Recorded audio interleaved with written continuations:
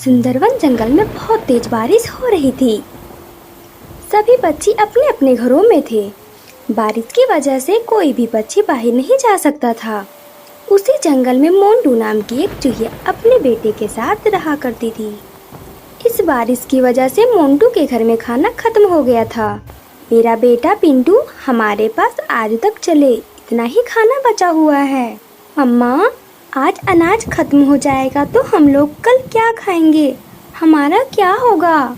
चिंता न करो मेरे बेटे, कुछ न कुछ जुगाड़ कर लूंगी। ऐसा बोलकर दोनों माँ बेटे बचा हुआ अनाज खाने लगते हैं और कुछ देर के बाद अनाज खाकर सो जाते हैं।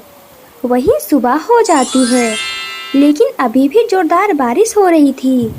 मोंटू आज सुबह जल्दी उठ जाती है और सोचने लगती है, अरे बारिश तो आज रुकी ही नहीं लगता है, मुझे अनाज ढूंढने ऐसे में ही जाना पड़ेगा।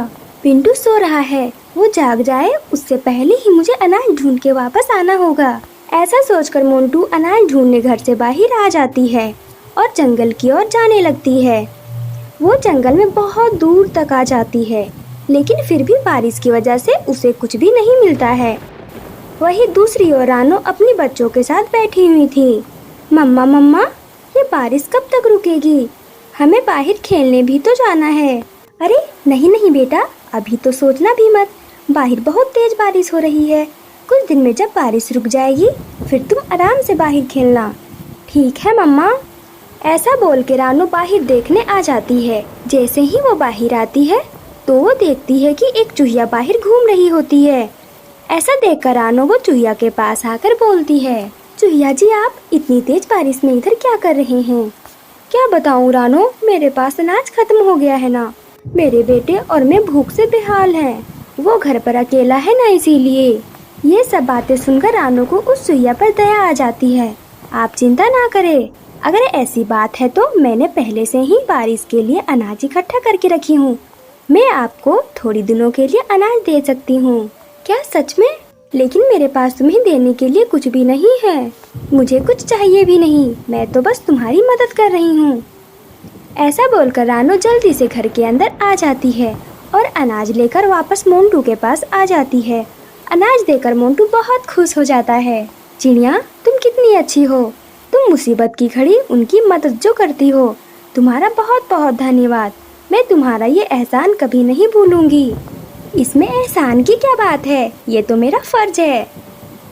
इसके बाद मोंटू जल्दी से अनाज लेकर अपने घर की ओर निकल जाता है। वहीं रानो भी अपने घर की ओर आ जाती है। ऐसे ही 2-3 दिन बीत जाते हैं। बारिश भी रुक जाती है और फिर से जंगल में सभी पशु पक्षी अपने अपने काम में लग जाते हैं। एक दिन की बात है, सभी पक्षी खाना ढूंढते ढूंढते जंगल में बहुत दूर तक आ गए थे। इतने में जब वे अनाज खा रहे थे कि कालू कौवे को कुछ दिखाई पड़ता है। अरे देखो देखो दोस्तों, अरे लग रहा है ये शिकारी पक्षी इधर ही आ रहे हैं। भागो भागो। हाँ कालू भैया, आप सही कह रहे हो, ये तो इधर ही आ रहे हैं, हमें कुछ करना होगा। हाँ हाँ, तुम लोग सही कह रही हो, हम सब यहाँ से जल्दी भागो भागो। चिड़िया, तोता और सभी पक्षी ऐसा बोल ही रहे थे कि इतने में ही शिकारी पक्षी की नजर उन पर पड़ जाती है। फिर वो और भी तेजी से हमला करने के लिए उनकी ओर आने लगते हैं। ये देखकर सभी पक्षी वहाँ से भागने लगते हैं। सभी पक्षी भागते भागते जंगल में वो बहुत दूर तक आ जाते हैं। दूसरी ओर मोंटू अपने घर के बाहर बड़े आराम से खाना खा रहा था कि तभी उतने में उसकी नजर रानो और सभी पक्षी पर पड़ती है। रानो बड़ी ही जल्दी में जंगल की ओर जा रही थी। ये देखकर मोंटू चूहिया जोर से चिल्लाती है, अरे रानो, ओ रानो, अरे किधर जा रही हो तुम अपने दोस्तों के साथ? रानो आवाज सुन के आसपास देखने लगती है और तभी वह नीचे देखती है तो उसे मोंटू दिखाई पड़ती है। रानो और सभी पक्षी मोंटू के पास आते हैं। क्या बताऊं मोंटू, हम बहुत जल्दी में हैं, हमारे पीछे शिकारी चील पड़ गए हैं। हम सभी लोग शिकारी चील से जान बचाकर यहाँ से भाग रहे हैं। तुम भी यहाँ से जल्दी भागो और अपने बिल में जाओ। अरे बस इतनी सी बात, तुम सबको अब शिकारी चील से डरने की जरूरत नहीं है। तुम सब जल्दी से मेरे बिल में आ जाओ, मेरे पास तुम लोगों के बचाने के लिए एक मस्त उपाय है। ऐसा बोलकर मोंटू सभी पक्षी को अपने घर में ले जाता है। इधर कुछ देर में शिकारी पक्षी ढूंढते ढूंढते वहाँ आ जाते हैं। अरे ये क्या, इतनी देर में ये पक्षी यहाँ से गायब कहाँ हो गए? अरे अभी तो यहीं पर थे। हाँ यार, तुम सही कर रहे हो, यहाँ तो छुपने के लिए कोई जगह भी नहीं है, लेकिन फिर ये गए तो गए कहाँ? ऐसा बोल के दोनों आसपास देखने लगते हैं। तभी चील की नजर एक घर पर पड़ती है। अरे वो देखो, वहाँ पर एक घर है। मुझे लगता है सभी पक्षी वहाँ छिपे होंगे। ठीक कह रहे हो तुम यार, चलो फिर देर किस बात की, चलो अंदर जाकर सभी को बाहर खींच कर लाते हैं।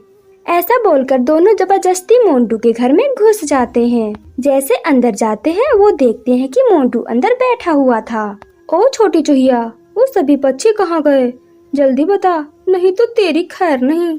अरे मुझे क्या पता, यहाँ तो कोई नहीं आया, मैं तो यहाँ अकेली रहती हूँ। आप किन पक्षियों की बात कर रहे हैं, मुझे नहीं पता। ओ चूहिया, ज्यादा ना बोल, वरना तेरी सांपत्ति अभी निकाल दूंगा, समझी? ऐसा बोलकर दोनों शिकारी चील उसके घर की तलाशी करने लगते हैं। पूरा घर छान मारते हैं लेकिन वहाँ कोई नहीं मिलता। अरे यार, ये तो सही कह रही है, यहाँ तो कोई भी नहीं है। लगता है वे सभी पक्षी यहाँ आए ही नहीं हैं। जरूर से वे लोग जंगल में ही छिपे होंगे। हमें उन्हें ढूंढने जंगल में जाना चाहिए। सही कह रहे हो तुम, मुझे भी यही लग रहा है। तो फिर चलो जल्दी से यहाँ से चलते हैं, वरना वो हमारे हाथ से निकल जाएंगे। चल बच्चू, आज के लिए तुम बच गई। अगर वो यहाँ मिल जाते तो मार मार के तेरा कीमा बना डालता मैं, समझी? ऐसा बोलकर वो मोंटू के घर से बाहर आ जाते हैं। जैसे ही वो दोनों थोड़ी दूर चले जाते हैं, मोंटू तुरंत कुर्सी हटा देता है। दरअसल मोंटू ने अपने चालाकी से सभी पक्षियों और अपने बच्चों को अपने घर के लिए बनाए हुए खुफिया कमरे में सभी पक्षी वहाँ पर जाकर बैठ जाते हैं। जैसे ही शिकारी चील बाहर आते हैं, मोंटू सभी को बाहर बुला लेता है और बड़ी चालाकी से सभी को बचा लेता है। मोंटू दीदी, आपका बहुत बहुत शुक्रिया। हम बता नहीं सकते आज आपने हम पर कितना बड़ा एहसान किया है। हम आपका ये एहसान जीवन में कभी नहीं भूलेंगे। हाँ, आप न होते तो हमारा क्या होता, आज शिकारी पक्षी तो हमें खा ही जाते। तुम कैसी बातें कर रही हो चिड़िया, इसमें एहसान कैसा?